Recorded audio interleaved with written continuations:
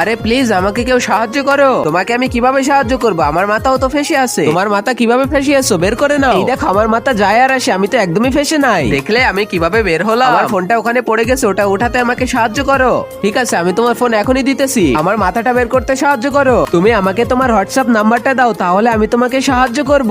না, আমি দিতে পারবো না। তাহলে ঠিক আছে, তুমি ওর ভিতরেই থাকো। গেলাম। কোথায় যাচ্ছ? আমাকে বাইরে বের করো। তুই কি জানিস কালকে আমার সাথে কি হয়েছিল? ও তো তোকে স্কুলের টাইমে অনেক বিরক্ত করতো। আরে তুমি এখানেও চলে আইছো?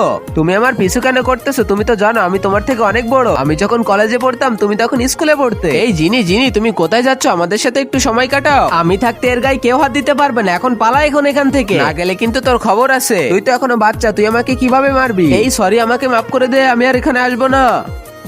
দেখলে আমি ওকে ভয় দেখিয়ে পাঠিয়ে দিলাম। এখন কি তুমি আমার সাথে বন্ধুত্ব করবে? ঠিক আছে, তুমি আমাকে কখনো বিরক্ত করবে না। আর আগে মহান আল্লাহকে তুমি ভালোবাসলে লাইক এন্ড সাবস্ক্রাইব করে দাও। আর পার্ট 2 দেখতে চাইলে অবশ্যই কমেন্টে পার্ট 2 লিখো।